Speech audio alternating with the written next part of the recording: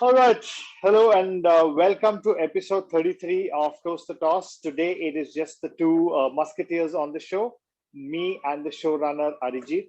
What are we going to talk about today? We have four games which we're going to talk about because we are having mini episodes during the weekdays. If you haven't watched them, we would highly recommend you to watch them because that covers the games during the week. So we are covering games from Thursday till end of the day yesterday. All right, Arijit, let's get started. The first game, Mumbai versus CSK. What used to be an El Clasico at one point of time is now the game between the two two people at the top from the bottom. Yes.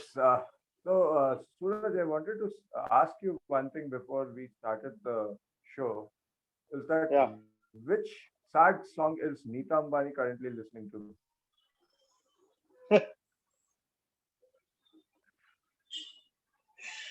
I I'm don't know. just It's like I I feel just so bad for both Rohit and Neeta Ambani. I'm not sure which way the team is heading to.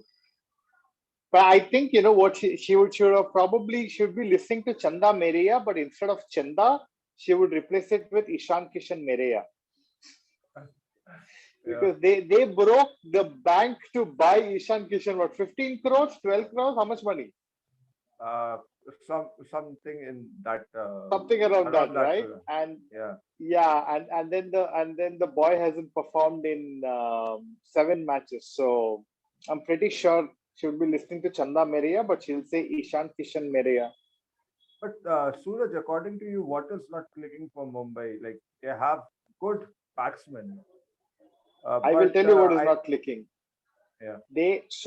All the dud performers of RCB have now gone to Mumbai. Okay, think about it.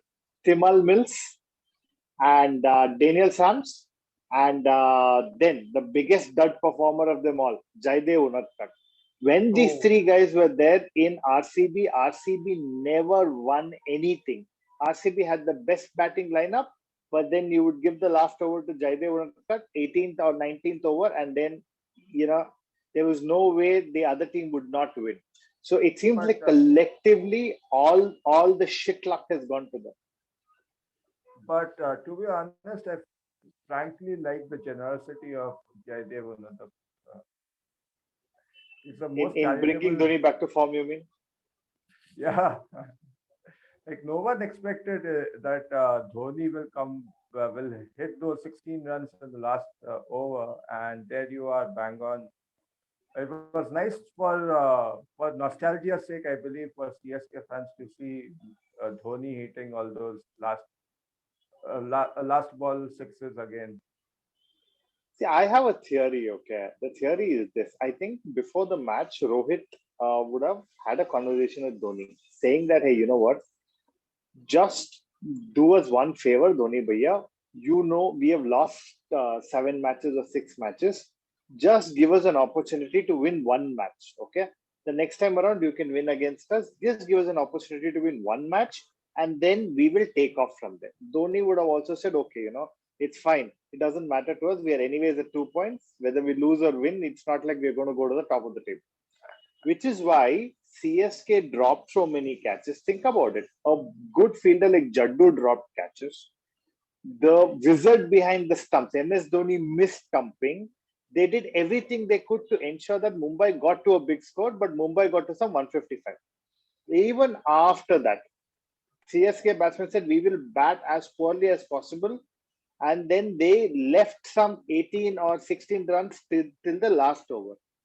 Where Dhoni lost his mind was when he saw Jaidev Unadkat bowling the last over. Dhoni would have said, listen, you would have put one international bowler or Jasprit Bumrah in front of me, at least there would be some pride in not scoring those runs.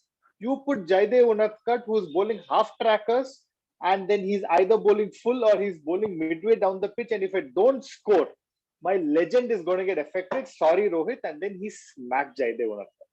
This is the theory I have. No, I think it's close to the truth also.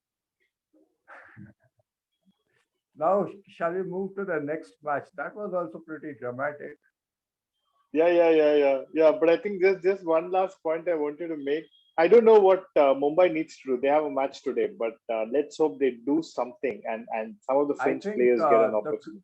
the thing they can only do is go to Tirupati, have a tonsure for all the 11, 15 players, the entire squad gets a tonsure, and then only they will see some good results coming. Yeah, but you know what? Mumbai losing is a great news for all the Geo customers because with the amount of money Mukesh Ambani has lost, I'm sure he will now come with some amazing features on Geo so that he can expand the market and get everybody under Geo and make some money. So yeah, all Geo users, please watch out. There are some exciting offers coming. Okay, next match, DC versus RR. Yeah, Yeah. what? So I was I don't pretty know what to happy to say, but see. yeah. Yeah, no one knows what to say about it. But to be honest, I empathize with Rishabh Pant. I would do the same kind of tantrums while playing cricket in the gullies of the cities I have stayed. I would not agree. I would run away with my bat, stomp on the ground. But does that befit a international player? Is the question. Yeah, I mean, so I'm sitting with my father watching the match, and just before this whole dramatic over, right? They needed 36 of 12, and whoever was bowling the 19th over, I can't remember. It was an Indian bowler, Prasid Krishna, Prasid Prasid Krishna, right? So Lalit Yadav is on strike. Lalit Yadav is hell bent on trying to smack Prasid Krishna onto the leg side, and Prasid is angling it to him on the off side, okay, or to next to his off stump. So Lalit Yadav wasted two balls. Third ball he gets out, and then they waste another two balls. So they wasted a whole over. DC should have just given up and gone back home at that point of time. Then the 20th over starts. Rovman Powell smacks three sixes. Okay, he smoked them. Now at that point, there is a no ball call. What would you expect? Like what you said in gully cricket, when something like that happens, you are like, boss, main nahi khel raha. Okay, it is my bat, my wicket. I am taking it, going home. That works for gully cricket. If you see Rishabh Pant, his first reaction is he's calling the batsman back. He's like, come back, come back. No, no, we can't play this game. Come back. My only question is, what was he thinking? Assuming his batsman came off the ground, they would have forfeited the game. What was the rationale of calling his batsman back and expecting that people will come under pressure and overturn the no ball decision? That whole logic itself is so flawed. I think he's in the mold of Inzama Mulhaq as captain. You remember that there was one test match involving England, so Yeah. he called back his players. But I think there's another player who's playing the IPL as it's another gully cricket match, and that's Butler. What has what is he having for lunch or dinner or breakfast? I think he's just chilling with Yuzi Chahal and Ravichandran Ashwin. No? They just keep him in splits, and he just uses that energy to come and smack the bowlers on the field. Or probably he's not enjoying the jokes of UC Chahal and Ashwin and frustrate that frustration he shows it on the ground and the opponent players. That's But also my possible heart, because I think he's like, if I get out and go back to the dugout, Yuzi Chahal will make me do one more interview for that TV show of his. So let me Tehri just TV, stay on the pitch as long as I can. yeah. But my heart goes out to another brilliant player. He was with KKR. Unfortunately, he's moved to RR. That's Prasid Krishna. That maiden over, that 19th over, that was a brilliant over because a lot of players, like probably the person opposite him is also relatively new to IPL and this kind of a pressure. But still, hats off to Prasid Krishna for uh, bowling a great penultimate over. Yeah, I It's a mean, great I like find. that strategy. They packed the offside, right? And then he started bowling around the wicket and he kept angling the ball outside the off stump, right? unless and until Lalit Yadav had to do something to then take the ball from outside the off stump and smack it to the leg side. So I thought that whole strategy and field setting plus the execution was fabulous. Had they not done that, they would have probably lost the game in that over. I really love the way they made. But did at any point it come to mind that they can score 36 last 6 balls? And okay, he's back. Sorry, So what are you asking? did at any point did at any point you feel that they would be scoring the 36 runs of the last over? Dude, I mean, after I saw Rovman Powell, the first six I thought was okay, maybe a fluke. But after I saw him smoking the second and the third six, I was hoping for him to continue and score three more sixes. What a historical moment it would have been, right? Like you need 36 of six balls and you smoke six sixes. And at the form he was in and the way he was seeing the ball and how Obed Mukai was losing his line and length, it was possible that he would have actually gone and smacked six sixes, except his captain screwed it all. And he said, no, no, no, no, come back. And so he killed the momentum. That was the other point, right? What was DC thinking? You had the momentum. It doesn't matter if you get you may have got the no ball, but fair enough. You contested, you did not get it.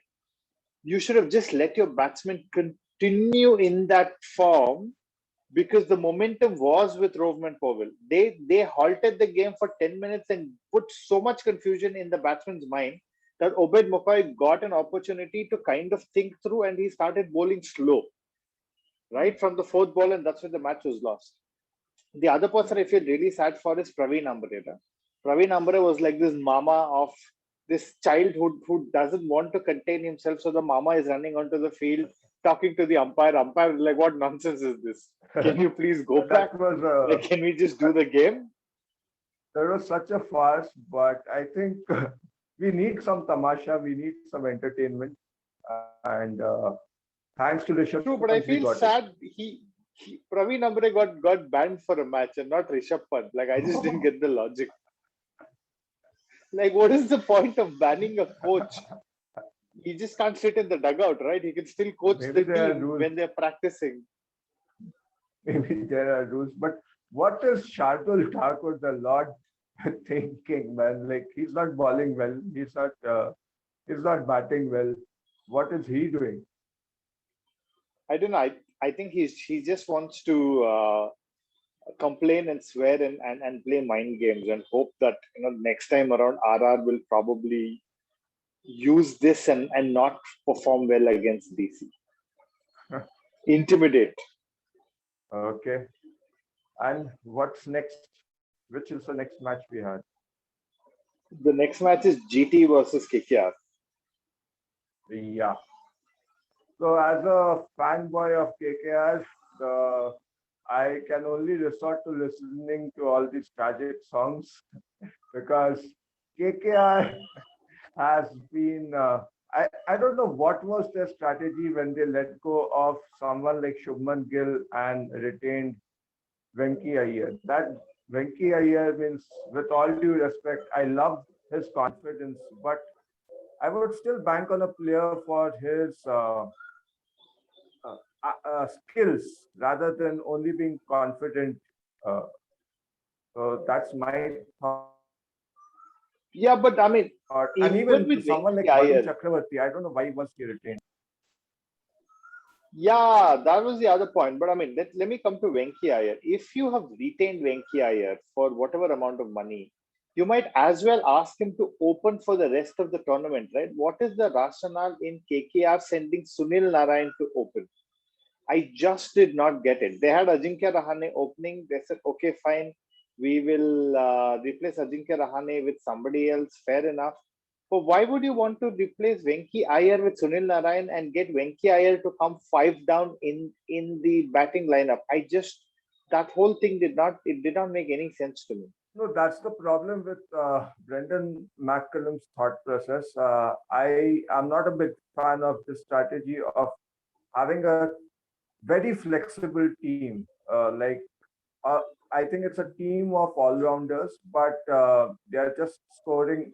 Either the batsmen are doing well, or the and the bowlers are not clicking, or the vice versa. And the strategy of just explosive batting, there's no means. I don't think so. There's any strategy in that. They just want everyone to go all guns blaring, and they are not doing justice to any one of them. Yeah, I mean, it doesn't make sense. Like Sunil Narayan, as a surprise opening on one off as a pinch hitter makes sense. Like I know South Africa used to use Pat Simcox like that. But if you are bringing Sunil Narayan opening in a game where you're chasing 155 against some great bowling attack, Yes. more often than not, it might not come off. So they don't seem to have a plan B because they're one down. Nitish Rana is not playing well, Yeah. right? Venki Iyer True. was in good form opening. They have shunted him down to 5 or 6. They're only saving Shreyas Iyer again is not in the greatest of the form. They are relying heavily on Andre Russell, and unfortunately, Andre Russell should have been out on 2 yesterday. But thanks to Yash Dayal's no ball, he somehow got it to the last over and got it to some semblance. But again, I'll tell you why KKR is not performing well. They have the ex poster boy of RCB who brings bad luck, Umesh Umesh Yadav. Yadav. Umesh Yadav used to play for KKR once upon a time. So KKR has Now, this very weird strategy of retaining or bidding for players who are average. I'm not saying that they are mediocre or anything like that. They're just average players. But you let go of someone like Shubman Gill. You let go someone.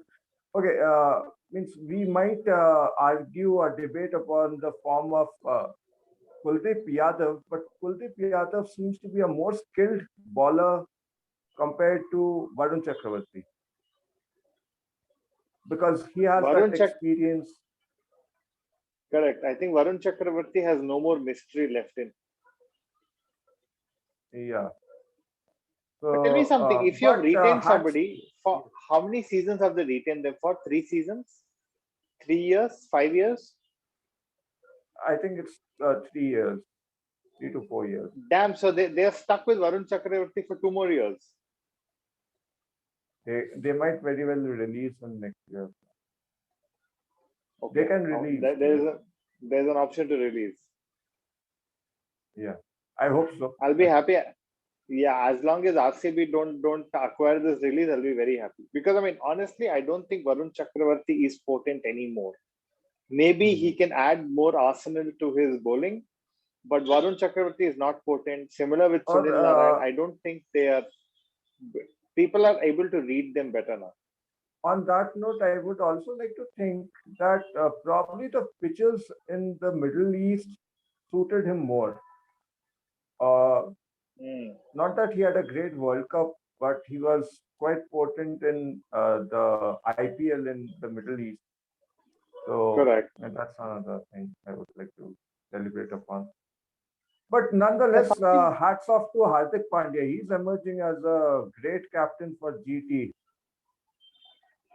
Yeah, it does seem like his batting form has helped GT because otherwise, again, yeah, if you look at the scorecard, nobody else scored. Hmm. It's only Hardik Pandya who did some amount of scoring yesterday, and they still have opening problems. But I think Hardik's form is kind of covering for it, and they have a gun bowling lineup. Their Yes, bowling that covers bowling for lineup. most of their batting. Because even with GT, one thing I don't understand is a solid player like Abhinav Manohar, they're again sending him 5 down, 6 down. I'm Hmm. not sure if Abhinav Manohar's game is suited for coming 5 down. I think he's better off being 1 down or um, 2 down and trying to see if how much they can maximize his scoring ability. And then that brings us to the final match for review. Both What? the What? teams involved were our favorite teams. Uh, Mine being SRH and yours being RCB. So your thoughts for the match involving SRH I and RCB? I have had a short-term memory loss after GT game. I don't remember anything. So I will just Oh well. I'll just refresh your mind over that. So RCB was batting first, and that seemed to be No, a no. I great match. stop rubbing it in. I thought you were going to buy that and then let me go. Okay.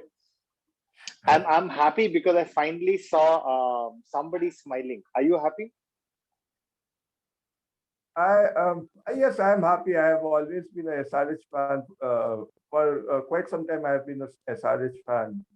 I was Wait, happy. don't lie. You've been fan of the SRH owner, not the team. So Uh, yeah, I admire Kalanidhi Maran for some reason. He's a nice and depressing person. I like the cover up, but okay. Yeah, so tell me, what makes SRH so special? Uh, so what do you think absolutely clicked for SRH? RCB can make anybody look special. That is the speciality of RCB. On April 23rd, they can make any team look special. If you know the history, in 2013, Oh, yes, yes. they obviously scored heavily against Pune. So let's forget that aberration.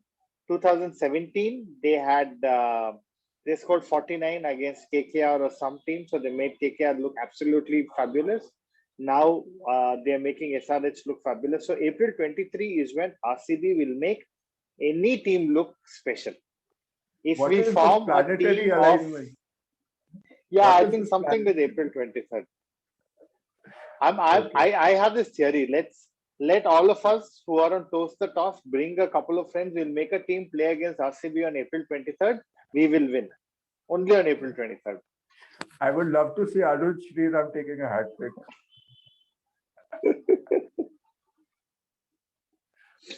And But but I would like to disagree with you. I think SRH has a fantastic bowling lineup. That pace battery. It reminds me of the Pakistani bowling attack uh, of the 90s. Like they have someone like Jansen who's taking wickets, who took 3 wickets in 1 over. Then you have Umran Khan and Imran Malik. Umran Malik, sorry. And then you have Natarajan, Bhuvneshwar Kumar, and no one knows the spinner in their team. Is it Washington Sundar or J no, getting Jay Suchin.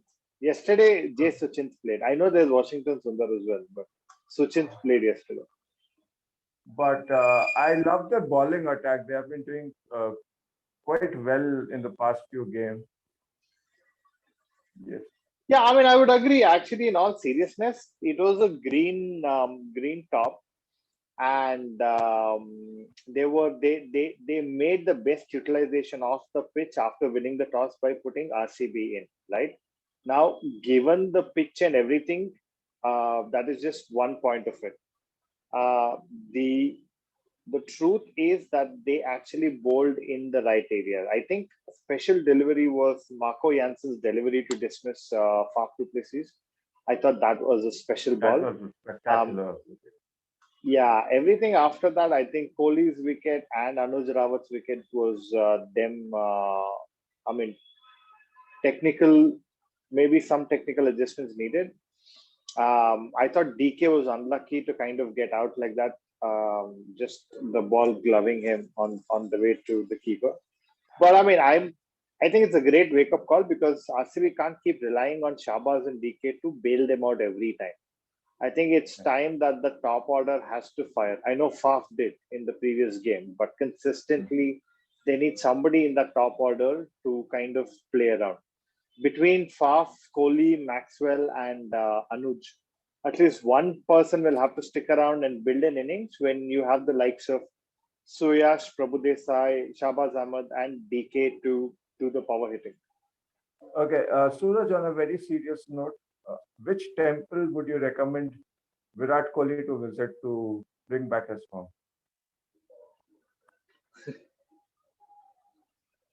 Now that he's in Mumbai, I think he just needs to go to Siddhivinayak temple and then get some blessings.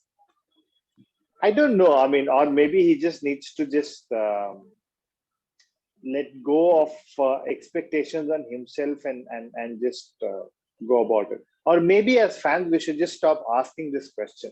Just accept that it is a dip in form, which is fine. When people have purple patches, we celebrate. So when they have a dip in batting, it's the other side of the spectrum. So you just let them be.